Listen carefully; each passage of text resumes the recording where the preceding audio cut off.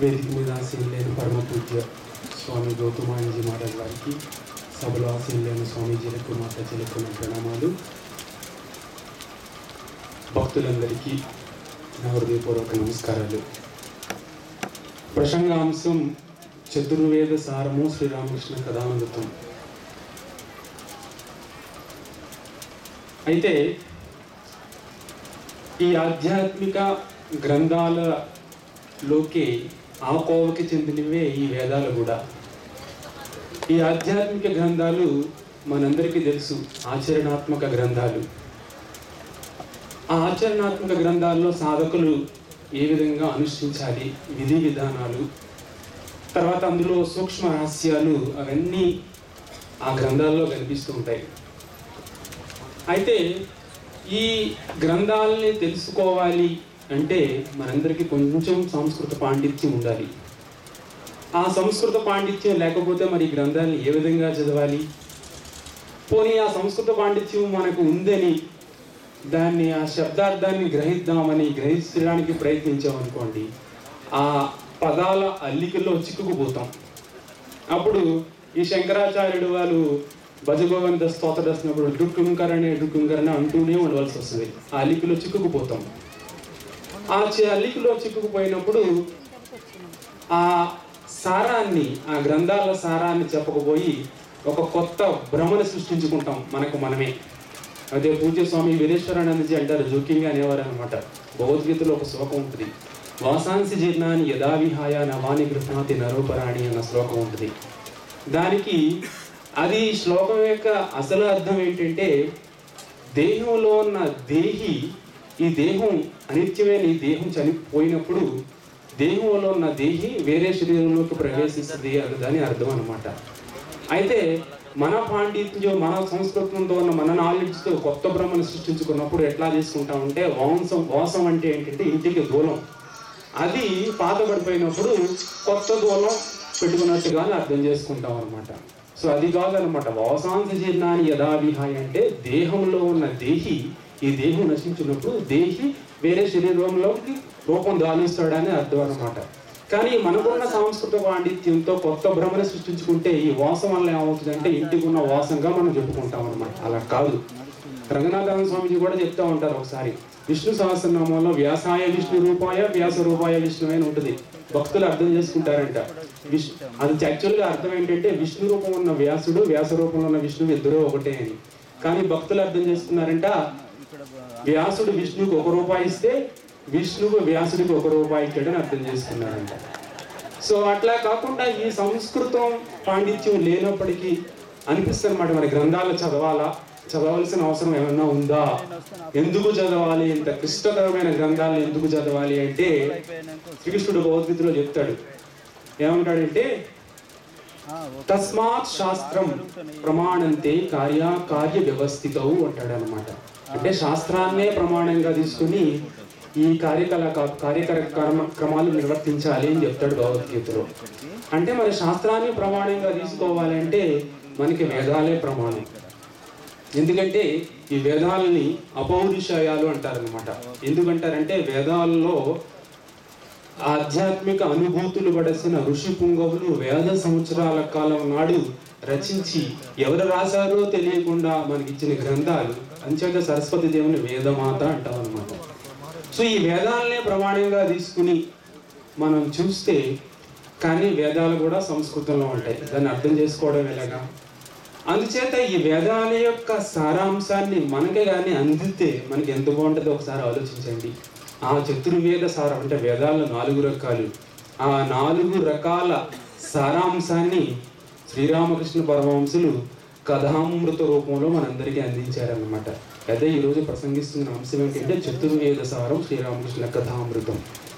అది ఏ విధంగా, ఇప్పుడు ఈ వేదాలు 4 అయినప్పుడు అనంత శాస్త్రం బహువేదితవ్యం అంటాడు అనమాట. శాస్త్రాలు అనంతం, ఏమి అర్థం చేసుకుంటాము? సో సకల శాస్త్ర సారాన్ని అంటే 4 వేదాల సారాన్ని మనకి రామకృష్ణుడు కథామృత రూపంలో అందించారనమాట. అయితే ఈ భారతీయ ఆధ్యాత్మిక వారసత్వంగా ఋషులు మనం ముందు చెప్పినట్టుగా వాళ్ళ రాసిన అనుభూతుల్ని, సాధకులు అనుష్ఠించాల్సిన విధి విధానాలని ఈ కథామృత రూపంలో అంటే వేదాల్లో పొందుపరచబడిన ఆధ్యాత్మిక సూక్ష్మతర విషయాల్ని శ్రీరామకృష్ణులు కథామృత రూపంలో మనందరికీ అందిస్తారు. అంతేకాదు ఇది చతుర్వేద సారం, అంటే 4 వేదాల యొక్క సారాంశాన్ని ఈ కథామృత రూపంలో మనకి ఏ విధంగా అందించారో మనం త్వరలో చూడబోతున్నాం. ఇక చాలామంది ఇక్కడ కొత్త భక్తులు వచ్చే ఉంటారు. ఏంటి శ్రీరామకృష్ణ కథామృతం అంటే ఏంటి? చాలామందికి తెలిసే విషయం, రామకృష్ణ భక్తులందరికీ కథామృతం గురించి తెలుసు. ఈ రామకృష్ణ కథామృతం అనేది రామకృష్ణ పరమహంస గారు జీవించి ఉన్న కాలంలో భక్తులతో ఉన్నప్పుడు, భక్తులకి ఆధ్యాత్మిక విషయాలు చెప్పినప్పుడు ఒక భక్తుడు, ఒక మాస్టర్ గారు మహేంద్రనాథ్ గుప్తా అనే ఆయన రామకృష్ణ పరమహంస గారు చెప్పే వాక్యాలన్నీ ఒక డైరీలో రాసుకున్నారనమాట. ఆ రాసుకున్న డైరీలో, అంటే ఆ విధంగా అయితే రాసుకున్నారో ఆ డైరీలో వాటిని అన్నిటినీ కథామృతంగా, రామకృష్ణ కథామృతంగా మనకి పుస్తకం ఇప్పుడు దొరుకుతుంది అనమాట. అంటే రామకృష్ణులు భక్తులతో మాట్లాడినప్పుడు వివిధ ఆధ్యాత్మిక సందేహాలకి నివృత్తి చేయడానికి ఆయన ఇచ్చిన సమాధానాలు అన్నీ కూడా ఆ రామకృష్ణ కథామృతంలో ఉంటాయన్నమాట. ఇంక ఈ రామకృష్ణ కథామృతంలో చెప్పిన వ్యక్తే స్వయంగా ప్రూఫ్ రీడింగ్ చేయడం కూడా జరిగింది అనుకోవచ్చు అనమాట. కథామృతాన్ని తర్వాత మార్చే అవకాశం ఉందేమో అనుకోవచ్చు అనమాట. మిగిలిన శాస్త్రాలు, వివిధ గ్రంథాల్లో శాస్త్రకారులు, భాష్యకారులు వాళ్ళ తగ్గట్టుగా వాళ్ళు అనువదించుకుని రాసి ఉండొచ్చేమో, కానీ శ్రీరామకృష్ణ కథామృతానికి అట్లాంటిది ఇది జరగలేదన్నమాట. ఎందుకంటే శ్రీరామకృష్ణ పరమహంసలే స్వయంగా ప్రూఫ్ రీడింగ్ చేశారు. మీరు అనుకోవచ్చు ప్రూఫ్ రీడింగ్ అంటే ఆయన నిరక్షరాస్యుడు కదండి, ఆయన ఏ విధంగా ప్రూఫ్ రీడింగ్ చేశాడు అనుకోవచ్చు అనమాట. ఆయన proof read, very good proof reader అనమాట. ఎందుకంటే ఆయన ప్రూఫ్ రీడింగ్ పెన్ను పెట్టుకుని ఇట్లా రాసి, మేము 5 ప్రూఫ్లు 6 ప్రూఫ్లు చూస్తూ ఉంటాం ఒక పుస్తకం చదవాలంటే, ఆయన అట్లా అక్కర్లేదు అనమాట. అప్పుడప్పుడు అడుగుతూ ఉండేవారు, మాస్టర్ నేను ఏం చెప్పాను నీకు అంటే, మనం నిజంగా కథామృతం చదువుతున్నప్పుడు ఏమనిపిస్తుంది అంటే, మాస్టర్ మహాశయ చెప్పింది కరెక్టే కదా అనిపిస్తుంది అనమాట. అవును కరెక్టే చెప్పాడు కదా మాస్టర్ మహాశయ అనిపిస్తుంది. రామకృష్ణులు అంటారు, నేను అదే చెప్పాను, అట్లా చెప్పలేదు, ఇట్లా చెప్పానని చెప్తారనమాట. అంటే స్వయంగా అవతార పురుషుడే కరెక్ట్ చేసి ప్రూఫ్ రీడింగ్ చేసి అందించింది అనమాట. అంచేది రామకృష్ణ కథామృతం. ఇప్పుడే పివి శ్యామసుందరమూర్తి గారు చెప్పారు, దీన్ని కన్నడలో వచన వేద అంటారు. ఎందుకంటే ఈ వేదం పద్యభాగంలో ఉందన్నమాట. దాన్ని ఇది చేశారు కాబట్టి, వచనం రూపంలో చేశారు కాబట్టి దానికి పేరు కథామృతం అని పేరు పెట్టకుండా వాళ్ళు ఏం చేశారంటే శ్రీరామకృష్ణ వచన వేద అని పేరు పెట్టారనమాట. ఇక ఇట్లా చేస్తూ మనం దీని గురించి ఏ విధంగా ఆలోచించాలి? రామకృష్ణులు అంటారనమాట, ఈ కథామృతం ఈ రోజు కూడా సర్వజనాకర్షణగా నిలిచింది అంటే కారణం రవీంద్రనాథ్ ఠాగూర్ అంటాడు గీతాంజలిలో, where words come out from the depth of truth అంటాడు అనమాట.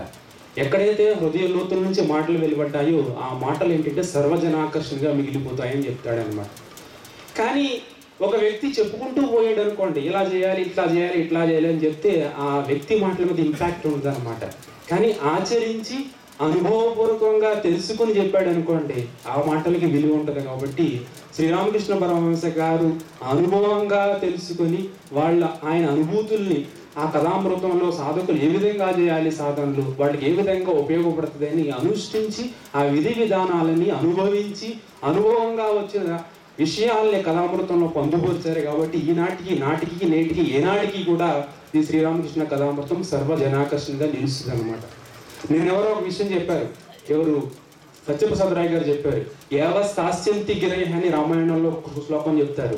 ఏమంటారంటే బ్రహ్మ భవిష్యత్తు వాణి వెళ్తాడు అనమాట. ఏమంటాడంటే ఈ భూమి మీద పర్వతాలు, నదులు ఇవన్నీ ఉన్నంత వరకు ఈ రామాయణం అట్లా రామాయణ కథా కాలక్షేపం ఎప్పుడూ జరుగుతూనే ఉంటుంది. పర్వతాలు, నదులు ఇవన్నీ ఉన్నంత వరకు శ్రీరామకృష్ణ కథామృతం కూడా అంతే అన్నమాట. ఈ భూమి మీద నదులు, పర్వతాలు ఇవన్నీ ప్రవహించే వరకు శ్రీరామకృష్ణ కథామృతం ఎప్పుడు ఉంటానే ఉంటుంది అనమాట. ఇక శ్రీరామకృష్ణ కథామృతంలో మనం చెప్పుకున్నాం కదా, ఆయన జీవితం అనేది ఒక ఆచరణాత్మకమైన గ్రంథం. అది మహాత్మా గాంధీజీ అంటారు. ఈ ఆచరణాత్మకంగా నిరూపించిన సత్యాలే ఆ కథామృతంలో ఉన్నాయనుకున్నాం కదా. ఇంకొక చిన్న విషయం ఇక్కడ తమాషా ఉందన్నమాట.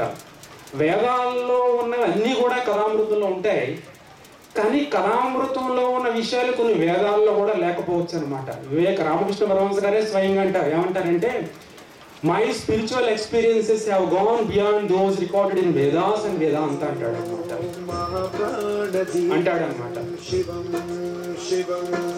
మహుకారూపం శివం శివం మహాసూర్యచంద్రాగ్నినేత్రం. సో శ్రీరామకృష్ణులు స్వయంగా అంటారనమాట, నేను గాంచిన ఆధ్యాత్మిక అనుభూతులు వేదాంతాలకి అతీతంగా ఉన్నాయని చెప్తాడనమాట. అంచేత వేదాల్లో ఉన్నవన్నీ కథామృతంలో ఉంటాయి. ఇంకా కథామృతంలో లేని విషయాలు మన వేదాల్లో దొరకకపోవచ్చు. ఇకపోతే ఈ వేదాంతంలో అంటే వేదాలు 4 రకాలుగా విభజించవచ్చు. అవి ఏమంటారు? మంత్రం, బ్రాహ్మణ, తర్వాత అరణ్యకం, తర్వాత ఉపనిషత్. ఈ మంత్రం అనేది ఏం చెప్తుందంటే భక్తి విషయాలను చెప్తుంది అనమాట. ఈ బ్రాహ్మణ అనేది ఏం చెప్తుంది అంటే పూజాది కార్యక్రమాలు ఎలా చేయాలి అని చెప్తుంది. ఇక అరణ్యకం ఏం చెప్తుందంటే ధ్యానం గురించి చెప్తుంది. ఇంకా ఉపనిషత్తు ఏం చెప్తుందంటే జ్ఞానం గురించి చెప్తుంది అనమాట. ఈ 4 అంటే కర్మ, భక్తి, జ్ఞాన, యోగాల సమన్వయాన్ని రామకృష్ణ కథామృతంలో చూస్తాము. ఆ యోగాల్ని 4 యోగాలను శ్రీరామకృష్ణులు ఆచరించి ఆచరణాత్మకంగా అందులో పొందుపరిచారు. కాబట్టి ఇది అంటే వేదాల్లో ఉన్న సారాన్ని, అంటే ఇప్పుడు చెప్పాం కదా వేదాలు 4 విధాలుగా విభజించవచ్చని చెప్పాం. కాబట్టి ఆ 4 వేదాలని ఆ కథామృతం ఆ విధంగా పొందుపరిచారు అనమాట. ఏ విధంగా పొందుపరిచారు? నేను మొదలు పెట్టేటప్పుడు టైం చూసుకోలేదండి, ఒకసారి చెప్పరాదు కొంచెం.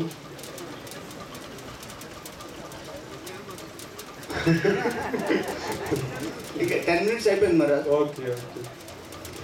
సో ఆ విధంగా అంటే వేదాలని 4 భాగాలుగా విభజిస్తే, అంటే 4 వేదాల్లో ఉన్న సారాంశాన్ని 4 విధాలుగా భావిస్తే, అంటే పూజాది కార్యక్రమాలు ఏమో మంత్రంలో దొరుకుతాయి, భక్తి కార్యక్రమాలు ఏమో మంత్రంలో దొరుకుతాయి, పూజాది కార్యక్రమాలు ఏమో బ్రాహ్మణంలో దొరుకుతాయి, ధ్యానం ఇవన్నీ కూడా అరణ్యకంలో దొరుకుతాయి, జ్ఞానం అనేది ఉపనిషత్తులు దొరుకుతుంది అనమాట.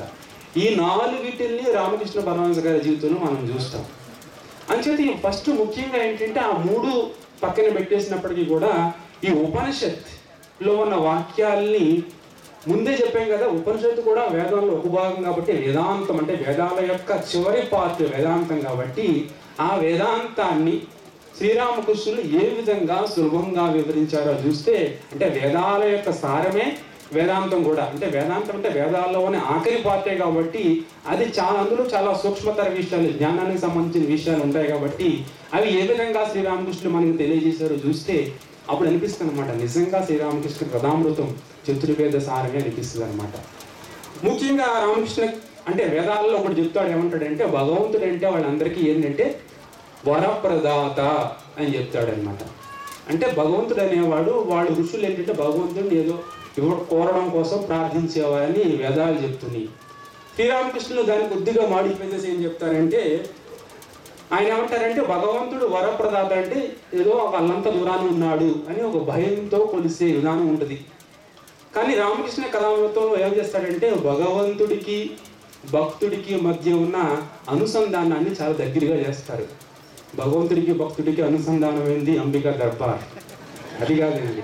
సో భగవంతుడికి భక్తుడికి మధ్య ఉన్న అనుసంధానాన్ని తగ్గిస్తారు. ఏ విధంగా తగ్గిస్తారంటే భగవంతుడు అంటే ఎవరు అనుకుంటున్నావు? నీ తండ్రి, తల్లి, సోదరి, సోదరుడు. అంటే భగవంతుడు అనేవాడు నావాడు అనే ఫీలింగ్ వచ్చేసింది అనుకోండి. నా సొంత వాడు అన్నప్పుడు ఇంక భగవంతుడు ఎప్పుడు నాతో ఉన్నప్పుడు నా బాగోగులు భగవంతుడే చూసుకుంటాడు. కాబట్టి భగవంతుడిని అంటే రామకృష్ణ కథామృతంలో వేదాల్లో ఎలా ఉందో భగవంతుడు వరప్రదాత అంటే ఎక్కడో అల్లంత దూరం ఉన్నాడు, ఆ వరాన్ని ప్రసాదించాలి. దాన్ని రామకృష్ణ కథామృతంలో ఏం చెప్తారంటే భగవంతుడికి భక్తుడికి మధ్య అనుసంధానాన్ని తగ్గించి భగవంతుడు అంటే ఎవరో కాదయ్యా, అల్లంత దూరాన లేడు, నీ సొంతవాడు, నీ తండ్రి, త్వమేవ మాతా చ పితా త్వమేవ, నీ సోదరి, నీకేం కావాలో అడగవయ్యా అంటారన్నమాట. సో ఆ విధంగా భగవంతుడికి భక్తుడికి మధ్యన అనుసంధానాన్ని శ్రీరామకృష్ణుడు తగ్గిస్తారు. ఇక రెండవ పాయింట్ ఉపనిషత్తులో చాంద్రోగ్య ఉపనిషత్తులు ఏం చెప్తుందంటే అల్పంలో ఏమీ ఆనందం లేదు, అల్ప సుఖాల్లో ఆనందం అనేది ఓన్లీ క్షణిక మాత్రమే, అనంతంలోనే నిజమైన శాశ్వతమైన ఆనందం ఉంది అనేది ఉపనిషత్తులో వాక్యం అనమాట. ఏంటి అల్పము, ఏంటి ఇది అల్పము, ఏంటి అనంతము, ఏమర్థం అవుతుంది మనకి? రామకృష్ణులు ఏం చేస్తారంటే అంటే ఈ అల్పంలో మనం ఆనందాన్ని చవి చూస్తే అది ఓన్లీ క్షణిక మాత్రమైందే, కానీ అనంతంలో కానీ ఆనందాన్ని చూస్తే అది శాశ్వతంగా ఉంటుంది అని. ఇలా ఇప్పుడే మీకు స్టేట్మెంట్ చెప్పాను, ఇది ఎంత కష్టంగా ఉంది. రామకృష్ణులు ఏమంటారంటే ఈ అంతం అనంతం అల్పం అనంతం గురించి చూసే బదులు ఏం చేస్తావంటే మానవ జీవితాన్ని సార్థకత చేసుకునే విధంగా నువ్వు జీవితాన్ని మలుచుకో అంటారనమాట. చూడండి, అంత కాంప్లికేటెడ్ థింగ్స్, అంతం అనంతం అల్పం, ఇదంతా పెద్ద పెద్ద టెక్నిక్ వర్డ్స్ అనమాట. సో ఇదంతా నువ్వు గుర్తుపెట్టుకోక్కర్లేదు. You need to have a purpose. అంటే నీ మానవ జీవితానికి ఒక వెలగట్టవయ్యా అని చెప్తారనమాట. ఏ విధంగా వెలగట్టాలి?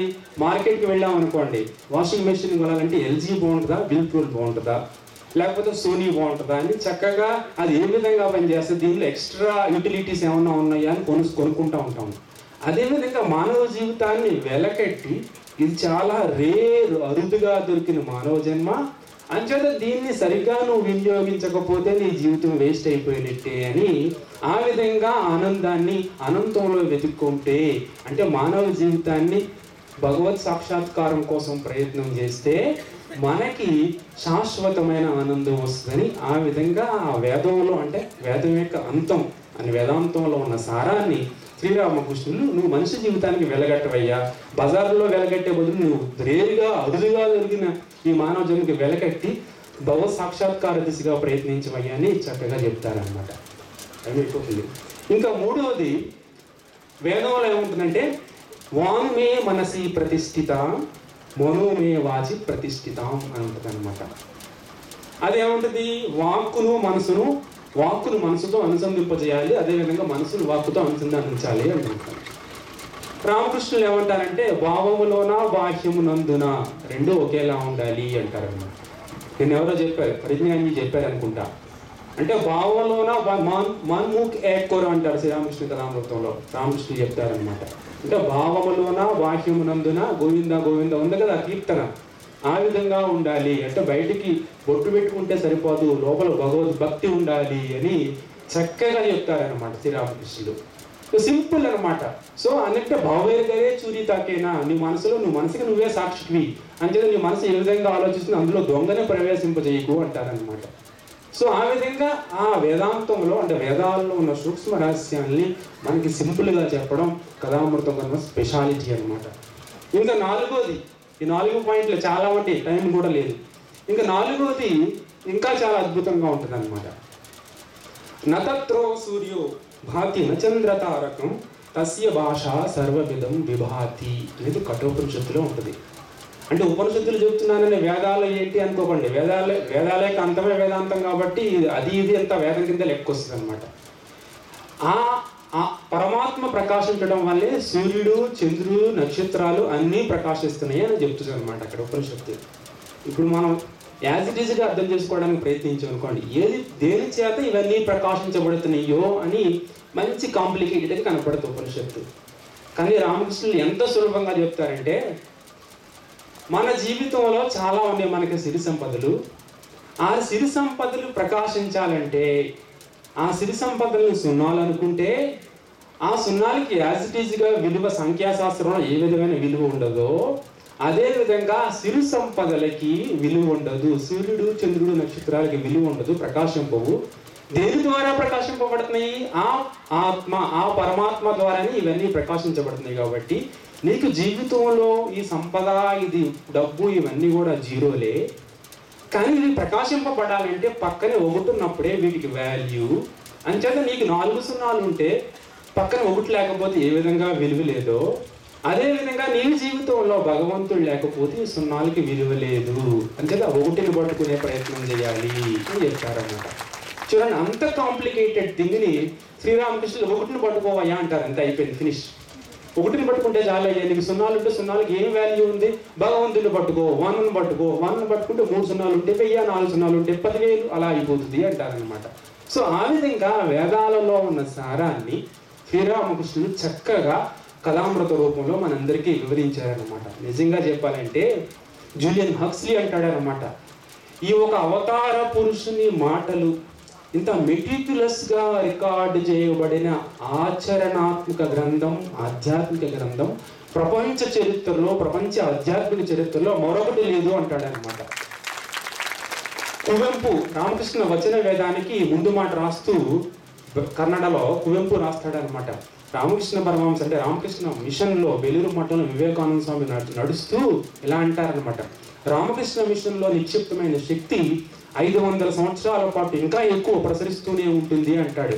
కానీ ఈ రామకృష్ణ కథామృతానికి ఉన్న విశిష్ట కాంతులు భూమి మీద మానవాళి ఉన్నంత వరకు లేకపోయినా సరిగే దాని విశిష్ట కాంతులు ప్రవహిస్తూనే ఉంటాయి. కానీ విశిష్ట కాంతులు అయితే ప్రవహిస్తాయి, కానీ విశిష్ట కాంతులు మనలోకి ప్రవేశించాలండి. మనలోకి ప్రవేశించాలంటే ఏం చేయాలంటే ప్రతిరోజు రామకృష్ణ భక్తుడు ప్రతిరోజు రోజుకి 2 పేజీలు కథామృతం చదవడం అనేది ఆనవాయి అన్నమాట. ఎందుకంటే ఆ చతుర్వేద సారాన్ని కథామృత రూపంలో చక్కగా సూక్ష్మంగా వివరించారు. కాబట్టి మనమందరం ప్రతిరోజు తప్పకుండా 2 పేజీలు చదవడానికి ప్రయత్నిద్దాం. నమస్కారం, సెలవు.